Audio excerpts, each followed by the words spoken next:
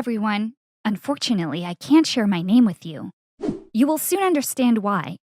I'm 16 years old. I used to go to high school, but I had to put my education on hold because my family had to disappear. Yes, you heard that right. I said disappear. We went through something you might have seen in the movies. I'm going to tell you the whole story. One day, if you need to disappear, what you learned from my story might turn out to be useful. My dad had been working as the accounting manager of a construction company for 2.5 years. One morning, the company's general manager called him. The boss's men are going to stop by the office. Cooperate with them, he said. Before long, 5 people showed up. All of them were dressed in black suits. They wore their sunglasses even indoors, as if they didn't want to be recognized. The men wanted to know which cabinets the accounting records were kept in. So my dad showed them. They took out all the records and started putting them through the shredder. My dad was shocked, and he asked them why they were doing that. One of the men said, pointing to his gun, "Things will get ugly here if you ask another question." Needless to say, my dad and his co-workers were really scared. The boss's men left the office after destroying the documents. My dad tried calling the general manager but couldn't reach him. A few hours later, he got a call from a friend of his. This person worked in the company headquarters. We're in trouble. Apparently our employer is a mafia boss. He has been laundering money he made illegally through our company. There will be a major police operation. Get out of there fast, he said. When my dad said, "What did we do wrong?" his friend said, "We didn't know anything. Like me, you are an executive in this company. The police will treat us as accomplices. We'll spend years in jail if we get caught." I remember that day very clearly. Dad came home in a hurry. He told my mom and me what had happened. I was so scared I started crying. Dad said, "I watched a video on YouTube about a secret agent. He started a company after he retired. With the experience he had from his time as an agent, he was helping people in trouble. I talked to him on the phone and hired him." My mom said, "But how is he going to help us?" Dad replied, "He will help us do what we need. He will make us disappear." I didn't get it.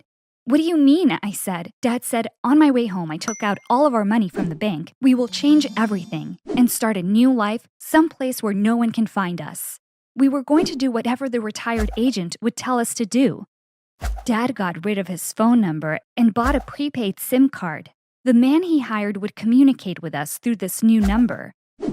The operation began with the first text message. First thing, the agent wanted us to change our looks. Mom dyed her hair blonde. Dad completely shaved his head. I had to cut my hair, which I'd been growing out carefully for years. I couldn't hold back my tears while it was being cut. The next step was to delete all of our social media accounts, one by one. We took out and broke the SIM cards from our phones. Dad took photos of us in front of a white wall and sent them to the agent. These photos would be used in our fake IDs. We were doing all this on autopilot. We weren't questioning anything. The retired agent kept sending text messages to my dad's phone. Dad was reading them out loud, and we were immediately doing what we were told. Obviously, we weren't able to use Dad's car. The agent rented a car for us and parked it in a spot that was a 20-minute walk away from our home. We weren't supposed to take suitcases with us in case somebody figured out we were leaving town.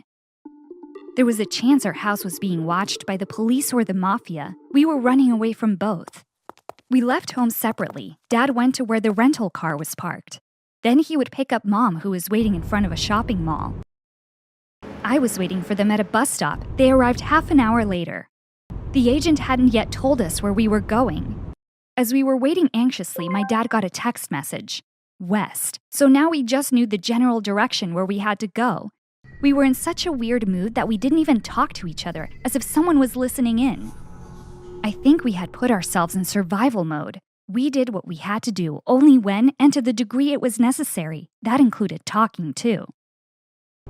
As we were driving on the highway, I noticed my dad checking the rearview mirror often. We were all very nervous, but from what I could see, my dad was the most nervous of the 3 of us. He had even started sweating. I couldn't stop myself from asking him, "Dad, are we being followed?" Dad said, "Don't look back. There's a white car following us. It slows down as we slow down and goes faster as we go faster." This was exactly what we were afraid of. They had found us. My mom asked in an anxious tone, "What are we going to do?"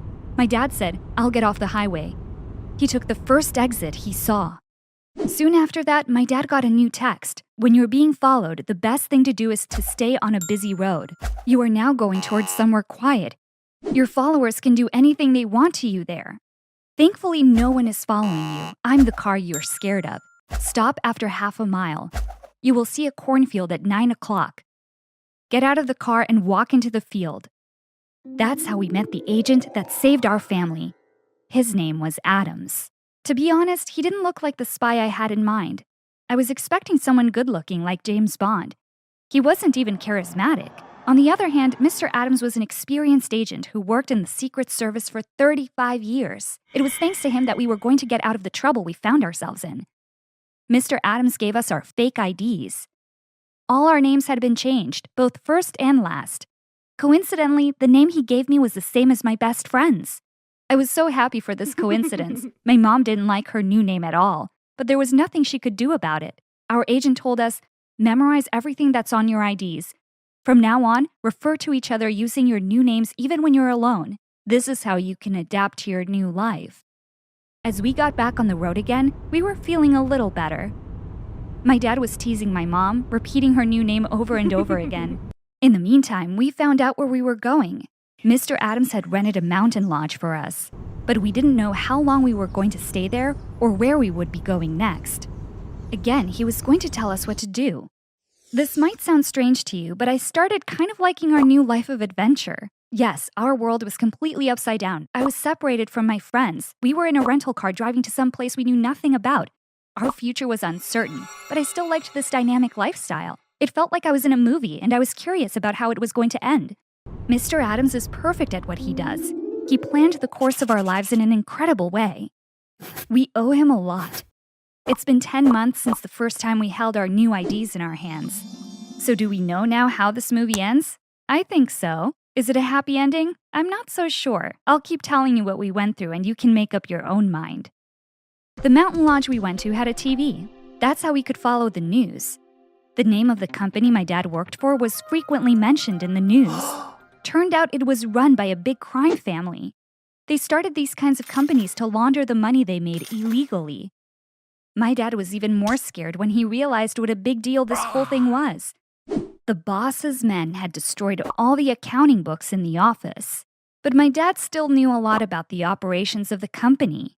That's why the crime family might have been scared that my dad would testify against them. Maybe they were looking for him everywhere to stop him from doing that.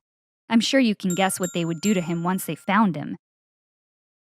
After the mountain lodge, Agent Adams got us a small ranch house. We were living in isolation again. My dad went to a different grocery store every time and paid for everything in cash. We were not allowed to get online. I was reading all day. My mom was sewing. We could live somehow, but my dad was not happy at all. We couldn't move around with fake IDs running away forever. I had to stop going to school. And most importantly, we were running out of money. Soon my dad would need to get a new job. And that wasn't safe at all. Dad met with Mr. Adams to talk about these issues. They discussed at length what they could do. They finally decided the right thing to do would be going to the police and telling them everything. When my dad told us the plan, we were against it, but he wasn't going to listen to us. I stayed with my mom at the ranch. My dad left with Mr. Adams the next morning. According to what Dad told us later, the police were really nice to him. They told him that if he were to testify against this family, they would put him and his family, that is us, under the witness protection program. Dad didn't have any other choice, otherwise he would have gone to jail. That's why he took their offer. His testimony was a major part of the trial, and most members of the crime family ended up going to jail. Under the witness protection program, we changed our lives yet again. This time, it was government officials who were doing similar things to what Mr. Adams had done for us. But of course, theirs was so much more comprehensive. We had new IDs with different names.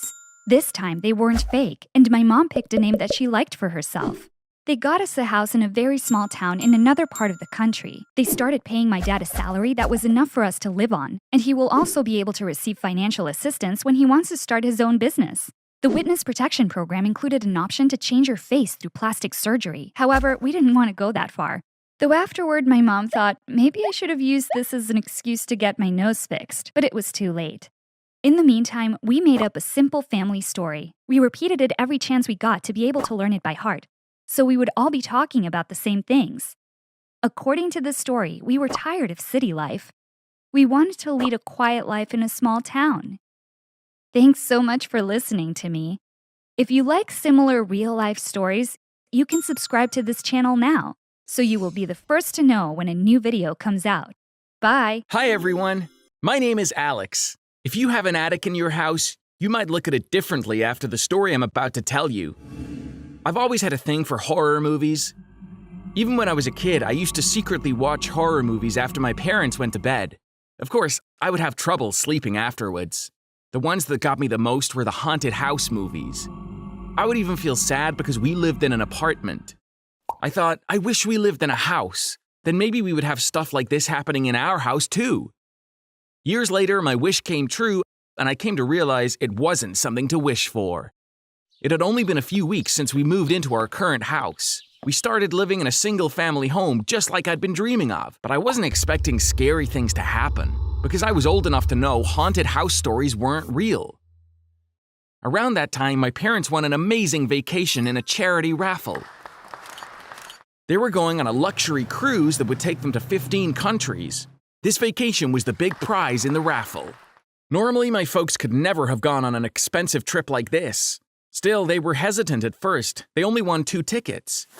I wouldn't be able to go with them. To convince my parents to go, I told them, I'm 17 now. I'm starting college next year. You need to learn to trust me. You have to accept that I'm a grown-up now. They agreed with me. So this is how I got to stay home alone for so long for the first time in my life. By the way, our house has 3 floors. The top floor is the attic. My room is below it. It has that little hatch in the ceiling which you open to go up into the attic. I had no idea what the attic even looked like. I'd never gone up there since there was no ladder. It was the evening after my parents had left. I'd gotten up really early to say goodbye to them, so I fell asleep even before eating dinner. I woke up hungry in the middle of the night. Just as I was thinking, I need to get up and get a snack, I heard some noises coming from the ceiling, or rather from the attic.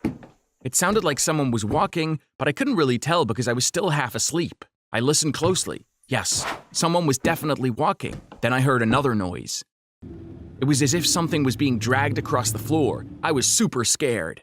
Next came something like the sound of a small chain jangling. I jumped out of bed and ran downstairs. Could this house be haunted? I knew it was a ridiculous thought, but it was the only thing on my mind as I was running. After I made it downstairs, I held my breath and listened again. I couldn't hear anything from there. It was too far away. I thought, should I call the police? But this was a very old house. It could be a big mouse up there, or even the sound of the floorboards expanding. If the cops came and they couldn't find anything and then my parents found out about this, they would say, we thought you were a grown-up. You heard sounds and called the police on your first night? And they wouldn't trust me again. I decided not to call the police, but because I was nervous, I couldn't get any sleep. I sat listening to what was going on upstairs. How would I spend 15 days alone in this house? I was working part-time in a store to keep myself busy during the summer break. I got off work at 4 p.m. When I came home, I decided to climb up into the attic to check out if anything weird was going on. But how was I supposed to get up there? Did we have a ladder? Yes, we did. I found a small ladder in the garage. I brought it to my room. It was tall enough for me to reach the ceiling. I opened the hatch. I climbed up and looked inside. It was the first time I was seeing the attic. It looked like my parents had never gotten up there either. Everything was covered in dust. There were untouched spider webs everywhere. I couldn't see too far into it since it was darker in the corners. I turned on my phone's flashlight and held it there. There was no trace of a human being having been up here last night. I figured I probably wasn't fully awake and thought the sounds in my dream were real. I was so relieved after seeing the attic, it was pointless to worry now. I even watched a horror movie to prove to myself that I wasn't scared. And I went to sleep after finishing the movie. I slept like a baby all night. When I woke up in the morning, the only thing I thought of was, what am I having for breakfast? I spent the following day without any problems. My concerns about the attic had completely vanished. That is, I thought they had. I wasn't working on the weekends. I woke up pretty late that Saturday. When I went into the bathroom, I noticed the light was on. I was thinking, I must have left it on, when I saw a shiny ring on the floor. Where did it come from? I picked it up. It looked very expensive. There was no way a ring this expensive could have been my mom's.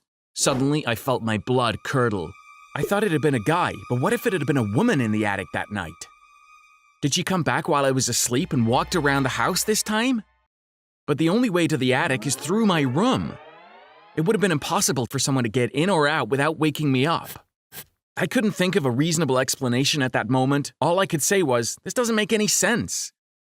There was nothing to steal here, but I still quickly checked the house. Everything seemed in its place. Or was I completely wrong? Could it be that someone came to visit my mom and dropped their ring? But I'd been using that bathroom for the past week. Surely I would have seen a ring this big. I wasn't able to figure it out yet, but there was something going on. I made a plan, but it wasn't something I could pull off on my own. I called my best friends, Luke and Matt. I told them it was something very important and asked them to come over for the night. When they came, I told them all about what had happened. Matt had a relative who worked at a jewelry shop. He took a picture of the ring and sent it to her. She told him, I'd need to see it in person, but it looks like a diamond ring expensive enough to cover your and your sister's college tuition. Luke had made fun of me at first, but after hearing that, he was also convinced that something weird was going on. We waited until it got really late. Then we started executing our plan. I have a small tripod. I started a live stream from the YouTube app on my phone. I set up the phone on the tripod. I climbed up the ladder and opened the hatch. I placed the tripod with the phone attached to it on the floor of the attic. There was no lamp in the attic, but the moonlight coming in through the roof provided enough light. Next came the second phase of the plan. We went down into the basement just in case. We started watching the live stream from my laptop. More than an hour passed. We were glued to the screen, but nothing was happening. We all got tired and sleepy from staring at the nothingness. I had to find a solution. I thought we could stay awake if we played a board game. I went up to my room. Just as I was picking up the game, I heard a noise from the attic. I held my breath and listened. It wasn't as clear as it was that first night, but there was definitely some kind of movement up there. I left the game there and ran to my friends in a panic. When I got downstairs, I saw that they were both sitting with their eyes closed. They had fallen asleep. I said, "Wake up! There's someone in the attic," trying to keep my voice down. We all looked at the screen at the same time. We all saw it. A shadow was moving in the attic. It wasn't close to the hatch. It was further away. Luke said, "This doesn't look like a woman." But the attic was so dark, it was impossible to tell for sure. It was time for phase 3 of the plan. Calling 911. We couldn't look away from the screen. We weren't scared because there were 3 of us, but could this man or woman be armed? I nodded toward the front yard. "Let's call them from outside," I said. "If anything happened, it will be easier to run away." There was a police station nearby. A few minutes after we called 911, we were in the front yard staring at the screen with 2 cops. They were also sure there was someone in the attic now. They debated whether to ask for backup. One of the cops said, we could lose them while waiting for backup. They turned on their flashlights. They went into the house very carefully. We were very excited to be watching it all live via YouTube. We were expecting an operation like in the movies, but it didn't turn out that way. We'd left the ladder we used to go up into the attic there. The cops used it to climb up. On the screen, we first saw the light from the flashlight and then the head of one of the cops. The attic was now fully lit. Right in the corner, a man stood completely frozen. There was a bag in front of him. The officer yelled, "Police, sit down where you are. Put your hands above your head." The man did as he was told without saying a word. So, who was the man in the attic? And more importantly, what was he doing up there? According to the police, this man was the most brilliant thief in town. He only broke into rich people's houses and stole only jewelry. His sister had lived in our house about 10 years ago. Whenever he came to visit her, he climbed the tree next to the house to get into the attic. He made a secret compartment inside a wall. He was keeping some of the jewelry he stole in there. One day when he decided to stop being a thief, he was planning to sell his hidden jewelry stash and start a new life in another country. However, he got caught in a wealthy person's house in the middle of a burglary. He had been in jail for years. He finished serving his sentence the previous week. The first thing he did after being released from prison was visit his hiding place, which is our attic. This guy was taking some of the jewelry from the attic and selling it piece by piece. If he sold it all at the same time, the mafia would have heard about it since it was stolen. As you might have guessed, the ring I found in the bathroom was his too. That night when he came to pick up jewelry, he had to use the toilet really badly. The guy is the smartest thief in town. He spent his whole life breaking into other people's homes. so he was really comfortable entering our house from the attic and using our bathroom. He must have dropped the ring as he was pulling up his pants. I didn't want to upset my parents, so I told them everything only after they came back. Naturally, they were really shocked, but they were more upset that I had to go through this while they were away. They vowed not to leave me home alone ever again. Hi friends, my name is Linda. I'm 17 years old. My parents adopted me when I was a baby. I grew up in a warm, loving home, getting everything I needed. They never made me feel like I was adopted. I was never curious about my biological mother and father. I wonder if I had searched for them, would I have found out that I had a twin sister? I'm not sure, but thankfully, fate brought us together after 16 years. It was thanks to an amazing coincidence that I found out about my twin sister's existence. My parents decided to celebrate their 25th wedding anniversary with a big party. I hate wearing dresses. My mom knows this, so she said, "This celebration is really important to us. Please, no t-shirt and jeans. Get yourself a dress and be the prettiest girl at the party." I couldn't say no, but I'd never bought myself an evening dress before. I didn't even know where to shop for one. After school, I Googled it and found a store. It was pretty far from where we lived, but of course, I was going to go to make my mom happy. When I walked into the store, I went up to the first salesperson I saw. "Where are your evening dresses?" I asked. When she looked at me, we both froze. Looking at her face was like looking in the mirror. The resemblance was too much. The first thing I could say was, "Are you adopted?" "Yes," she said. "Were you born on March 13th? I asked. When she nodded, I hugged her tight without even thinking. I had a sister now, a twin sister. I left the store with a dress she chose for me. I waited for her to get off work at a nearby cafe. When she arrived, she began to cry, saying, "It's a miracle. I still can't believe this." I was practically looking at myself in the mirror. Just like me, she was always sniffling as she cried. When Rosa calmed down, I asked her, "Since you're working on a school day, did you quit school?" She did. Her mom said, "You won't be going to college anyway. Start working as soon as you can, so you can contribute," she said. According to my sister, her family didn't really need the money. Her mother did this out of spite because she'd been treating Rosa like this for a long time. I got so mad as I listened to my sister's story. At the time her parents adopted Rosa, they hadn't been able to conceive. But 8 years later, her mother got pregnant and had a boy. After her son was born, she started pushing Rosa away and treating her badly. What's worse, her father tolerated this. He never took issue with what his wife did. By the way, I keep saying her mother, but Rosa always refers to her as my stepmother. This is to be expected because from what I gather, my twin sister has been living like Cinderella all these years. She had to quit high school during her freshman year. She had been working 6 days a week, and at night she had to do all the housework. When she said in passing, "Some nights I'm so tired I can't sleep," I found myself tearing up. I was getting more shocked as she was telling her story. Her mother gave her room to her son. They put her bed in the basement. Rosa had been sleeping there for years. They wouldn't even let her eat with them at the table. She had to eat by herself in the basement. I couldn't stay quiet any longer. "That's enough. First, I'll teach this woman a lesson, and then I'm going to get you out of that house," I said. Unfortunately, after being abused for years, my sister had lost all her courage. Unlike her, I'm someone who stands up for myself no matter what and doesn't walk away from a fight. Now I would fight for my sister. I said to Rosa, "Tell me everything about that woman, your father, your house, your life. I will tell you about my family. Let's write it all down. We need to know everything. Then we'll switch our clothes in the bathroom." Rosa gave me an incredulous look. I winked at her. "Sis, can't you see? We'll switch our lives for a while. You'll go to my house, and I'll go to yours. We'll tell my parents everything after we teach that woman a lesson. They'll find a way." My sister began laughing. Even though she was terrified, she was really into the idea. 2 hours later, I was in front of Rosa's house wearing her clothes. I opened the door with her keys. I memorized the floor plan on my way there. The door that went down to the basement was right next to the bathroom. I heard her mother's voice as I was walking that way.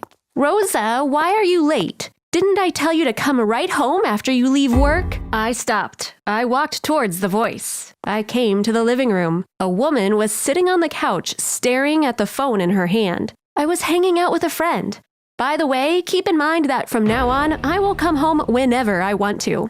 She lifted her head in disbelief. It was obvious that she had never heard anything like this from Rosa. How dare you talk to me like that, she said. Her puzzled expression was exactly what I wanted to see. Whatever, I'm so tired, I'm taking a shower and going to bed early, I said. She was shocked. Rosa, what are you, crazy? Showering? Going to bed? You have so much work to do. First, do the laundry, then go upstairs and clean the bedroom, she screamed. I didn't answer. I just smiled. I turned around and walked out. She kept screaming from where she was sitting. I was going to see my poor sister's bed in the basement. The basement had a terribly musty smell. I gagged a few times before I could get used to it. I sat on the bed. I held back my tears as I looked around. My poor sister was sleeping here. I was so relieved to think that at this moment she was in my house, probably in my room. My mom must have come to my room like she does every night and started telling her the office gossip as she played with her hair, and Rosa must be listening to her, giggling occasionally, just like I taught her to do. Suddenly, I felt something crashing into my feet. I pulled up my legs in fear. I was horrified when I saw what hit me. I could never in a million years guess a sewer rat could be that big. Wasn't this dangerous for my sister? How can a person sleep here? More importantly, how can these parents who have taken and raised this child from the time she was a baby allow her to sleep in such a horrible place? I still couldn't wrap my mind around it. After a while, the basement door opened. Someone started coming down the stairs. I saw that it was Rosa's father. When he saw me, he said, "Rosa, what did you say to your mom?" She was so angry that she got a headache. I jumped up. I walked up to him. He was a submissive character, as his wife was dominant. Do you realize that you refer to her as my mother? If she was really my mother, would she allow me to sleep in this place? I said. What's wrong with this place? He stuttered. There are rats as big as cats, I screamed. And you were covering your nose as you were coming down here. This is a basement. This place would make a person sick. The man turned back towards the stairs without saying anything. Just then, the basement door opened. This time, it was Rosa's stepmother who came in. Her husband said, "Something's up with her. She's complaining about the place she's been sleeping in for years." She slammed the door, saying, "Then let her stay here until she comes to her senses." After that, I heard the basement door getting locked. I didn't care. I could get that door open whenever I wanted. I took out my phone. I wrote, "Did you like my room?" and sent it to my sister. Rosa's answer took me by surprise. "Linda, we're coming to get you." It was supposed to be a surprise, but I had to tell you when I saw your text. They were coming to get me? But why? I was having so much fun here, and I wanted to have even more fun. When I wrote to Rosa, "Have my parents figured out you weren't me?" she immediately wrote back, "Your mother is very smart. I really played my part well, but still, she was suspicious. She wanted me to wear the dress you bought for the party. I put it on and went to her. When she saw me walking, she said, 'You're not Linda. You're way too comfortable in this dress. Linda would be complaining about it.' So I had to tell her everything. Half an hour later, the basement door opened. Rosa, my mom, and a woman I didn't know came down the stairs. They brought along someone from social services. Apparently, when an adopted child quits school, the Department of Social Services needs to be notified. Plus, the place where Rosa was sleeping and the way she had been treated were obviously not in compliance with adoption rules, in which case the child needed to be taken away. When Rosa's stepmother saw me and Rosa together, she got this blank look in her eyes, and when she figured it all out, she fainted. Her stepfather sat quietly in a corner without saying a word.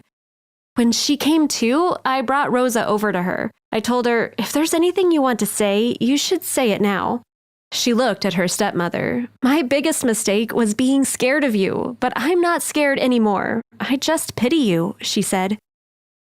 Her stepmother said, "I'm sorry. I separated you. And this came back to our house as a curse. I deserved it." We were all shocked. When she admitted that, we knew how we were separated from each other. She and her husband knew we were twins. They only took Rosa because they wanted an only child. They bribed the social worker working their case to keep quiet. My parents came a few days later and adopted me without knowing I had a twin sister. So what happened next? Like I said earlier, the Department of Social Services removed Rosa from that family. The next day, my dad went to the department and asked to adopt Rosa. Because we were twins, that was what they wanted too. That night, Rosa and I were in my room. The next evening, my parents had their 25th anniversary party. Rosa attended the party in the dress I bought that day, and I wore a t-shirt and a pair of jeans just like I wanted. So Rosa was the prettiest girl that night, and this made me really happy because my only goal in life from now on is to see a smile on my sister's face. Meanwhile, Rosa went back to school. We made a decision together. We are going to law school to become lawyer twins in the future.